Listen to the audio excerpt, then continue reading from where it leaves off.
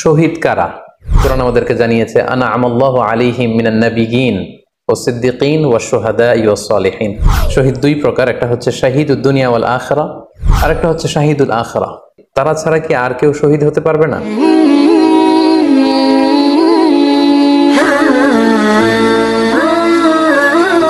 আসসালামু আলাইকুম ওয়া রাহমাতুল্লাহি ওয়া বারাকাতুহু। নাহমাদুহু ওয়া নুসাল্লি আলা রাসূলিহিল কারীম। আম্মা বা'দু ফাআউযু বিল্লাহি মিনাশ শাইতানির রাজীম। বিসমিল্লাহির রহমানির রহিম। রাসেল নামে এক ভাই প্রশ্ন করেছেন, শহীদ কারা? ইদানিং অনেকের মৃত্যুর পর তাদেরকে শহীদ বলে আখ্যা দেয়া হয়। ব্যাপারটি কতটুকু সঠিক বলবেন কি? প্রিয় ভাই, রাসেলের উত্তরে আমরা বলতে চাই যে এই পৃথিবীতে আল্লাহর দ্বীনকে বাস্তবায়ন করতে যে অথবা বিজয়ী করতে যে কাফেরদের বিরুদ্ধে সশস্ত্র সংগ্রামে যে মুমিন ব্যক্তি নিহত হয় তাকে শহীদ বলে। আই রিপিট, আমি আবারও বলছি, আল্লাহর জমিনে আল্লাহর দ্বীনকে বিজয়ী করতে যে কাফেরদের বিরুদ্ধে সশস্ত্র সংগ্রামে যে মুমিন ব্যক্তি নিহত হয় তাকে শহীদ বলা হয়। সহিহ বুখারীর বর্ণনায় এসছে যে সাহাবারা আল্লাহ রাসূল সাল্লাল্লাহু আলাইহি সাল্লামকে জিজ্ঞেস করেছিলেন যে, হে আল্লাহ রাসূল, কারা আল্লাহর রাস্তায় জিহাদ করছে এটা আমরা কিভাবে বুঝবো? তার উত্তরে আল্লাহর হাবিব সাল্লাল্লাহু আলাইহি ওয়াসাল্লাম বলেছিলেন, মান কাতালা লিতাকুনা কালিমাতুল্লাহি হিয়াল উলিয়া ফাহুয়া ফি সাবিলিল্লাহ।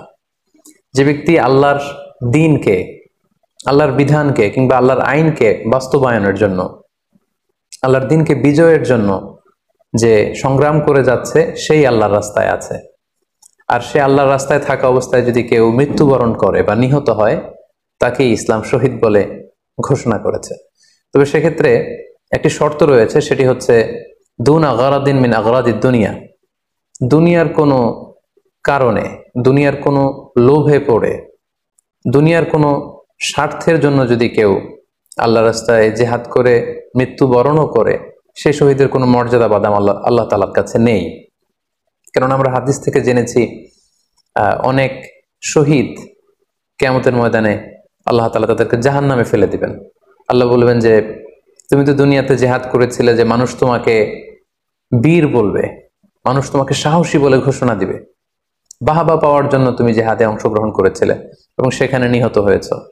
তো তুমি নিহত হওয়ার পরে মানুষ তো তোমাকে বীর বলেছে, বাহাবা দিয়েছে, সাবাস বলেছে, যে কারণে তুমি এই জিহাদে অংশগ্রহণ করেছো সেটা দুনিয়াতেই তুমি পেয়েছো। তো আমার কাছে তুমি কি চাও? আমার কাছে তোমার জন্য কিছু নেই।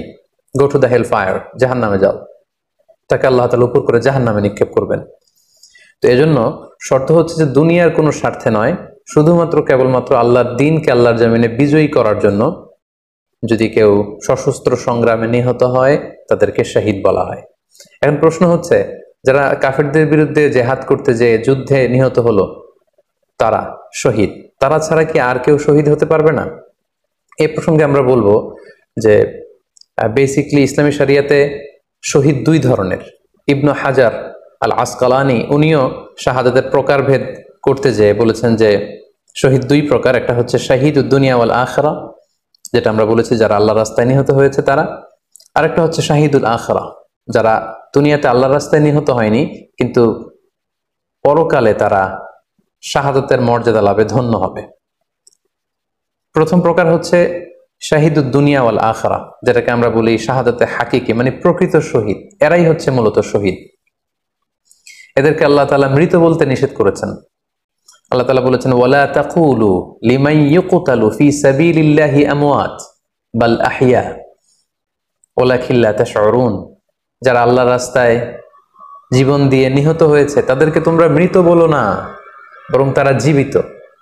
অন্য এক আয়াতে এসেছে বাল আহিয়াউন ইনদা রাব্বিহিম ইউরযাকুন, তারা জীবিত এবং আল্লাহর কাছে তারা রিজিক প্রাপ্ত, আল্লাহ তাআলার পক্ষ থেকে তারা রিজিক প্রাপ্ত। তাদের মর্যাদা আল্লাহ তাআলার কাছে এত বেশি যে তাদেরকে নিহত হওয়ার পরে কোনো জানাজার আগে গোসল দিতে হয় না। তাদের রক্তাক্ত দেহটাকেই সরাসরি জানাজার পরে দাফন করে দিতে হয়, কেননা সেই ঝরঝরে রক্ত নিয়ে তারা সেদিন কিয়ামতের দিবসে আল্লাহ তাআলার দরবারে তারা হাজির হয়ে যাবে। এবং আমরা যদি কোরআনের দিকে তাকাই, কোরআন আমাদেরকে জানিয়েছে আনা আমাল্লাহু আলাইহিম মিনান নাবিয়িন ওয়াস সিদ্দিকিন ওয়াশ শুহাদাই ওয়াস সালিহিন, মানে সবচেয়ে শ্রেষ্ঠ তাবাকা বা দারাজা হচ্ছে নবীদের দারাজা। নবীদের পরে হচ্ছে সিদ্দিকিনদের দরজা, এবং সিদ্দিকিনদের পরেই যাদের মর্যাদা আল্লাহ তাআলার কাছে সবচাইতে বেশি তারা হচ্ছে শুহাদা। এজন্য প্রতিটি মুমিনের জীবনের আকাঙ্ক্ষা বা তামান্না থাকা উচিত তারা যেন শাহাদাতের মৃত্যু আল্লাহ তাআলার কাছে কামনা করে। এবং আমরা যদি সাহাবাদের জীবনের দিকে তাকাই তাহলে দেখবো ওনারা সবসময় আল্লাহ তাআলার কাছে শাহাদাতের মৃত্যু কামনা করতেন। সাইয়েদনা ওমর ফারুক রাদিয়াল্লাহু তাআলা আনহু আল্লাহ তাআলার কাছে সবসময় শাহাদাতের মৃত্যু চাইতেন। সহিহ বুখারীর বর্ণনায় এসেছে ওমর ফারুক রাদিয়াল্লাহু তাআলা আনহু দোয়া করতেন আর বলতেন, আল্লাহুম্মা রযুকনি শাহাদাতান ফি সাবিলিক ওয়াজআল মাউতি ফি বালাদি রাসূলিক, মানে হে আল্লাহ আপনি আমাকে শাহাদাতের মৃত্যু নসিব করুন এবং আপনার প্রিয় হাবিবের এই শহর মদিনা শহরে আমার মৃত্যু আপনি নসিব করুন। এবং আমরা যদি ওমর ফারুকের জীবনের দিকে তাকাই তাহলে আমরা দেখব যে উনি শহীদি মৃত্যু লাভ করেছিলেন।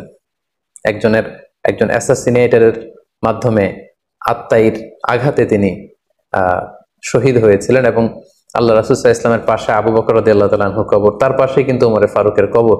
তার মানে মদিনাতেই তিনি আল্লাহ রাসূল সাল্লাল্লাহু আলাইহি ওয়াসাল্লামের পাশে মৃত্যুবরণের পরে শোয়ার সৌভাগ্য তিনি অর্জন করেছেন।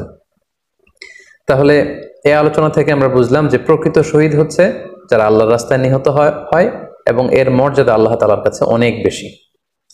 কিন্তু এই শাহাদাতে হাকিকি বা প্রকৃত শহীদ ছাড়াও আরো অনেক মৃত ব্যক্তিকে আল্লাহ রাসূল সাল্লাল্লাহু আলাইহি ওয়াসাল্লাম শহীদি মৃত্যুর সুসংবাদ দিয়েছেন। তারা জেহাদে অংশগ্রহণ করেনি, তারা কাফিরদের আঘাতে নিহত হয়নি, তারা প্রকৃত শহীদ নয়, কিন্তু কিয়ামতের দিন তারা শাহাদাতের মর্যাদা লাভ করবে। তারা কারা? এ ব্যাপারে আমরা সহিহ মুসলিমের একটি হাদিস এখানে উল্লেখ করতে চাই, যেখানে আল্লাহ রাসূল সাল্লাল্লাহু আলাইহি ওয়াসাল্লাম সাহাবাদেরকে জিজ্ঞেস করেছেন, মা তা'উদ্দুনা শাহিদা ফীকুম, ওহে সাহাবারা তোমরা কাদেরকে শহীদ বলে মনে করো? সাহাবারা বললেন যারা আল্লাহর রাস্তায় নিহত হয় তারা শহীদ। তখন আল্লাহ রাসূল সাল্লাল্লাহু আলাইহি ওয়াসাল্লাম বললেন, ইন্না শুহাদা উম্মতি ইদান লাকালিল, এরকম হলে তো আমার উম্মতের মধ্যে শহীদদের সংখ্যা একেবারে কম। যারা জেহাদের সুযোগ পাবে না, জেহাদের ময়দানে কাফিরদের বিরুদ্ধে সশস্ত্র সংগ্রাম করে যারা নিহত হওয়ার সুযোগ পাবে না, তাহলে তো তারা শহীদ হতে পারবে না। সাহাবারা এই কথা শুনে বললেন, ইয়া রাসূলুল্লাহ তাহলে কারা শহীদ আপনি বলেন। তখন আল্লাহ রাসূল সাল্লাল্লাহু আলাইহি ওয়াসাল্লাম বললেন যে যারা আল্লাহর রাস্তায় নিহত হয় তারা তো শহীদ বটেই, পাশাপাশি ওমান মাতা ফি তাউনি ফাহুয়া শাহীদ, মহামারীতে যারা মারা যায় তারাও কিন্তু শহীদ। প্লেগ রোগে বা মহামারীতে, এই যে করোনা ভাইরাসের সময় যারা ঈমানের সাথে ইন্তেকাল করেছে তাদেরকেও আল্লাহ তাআলা শাহাদাতের মর্যাদা দান করবেন।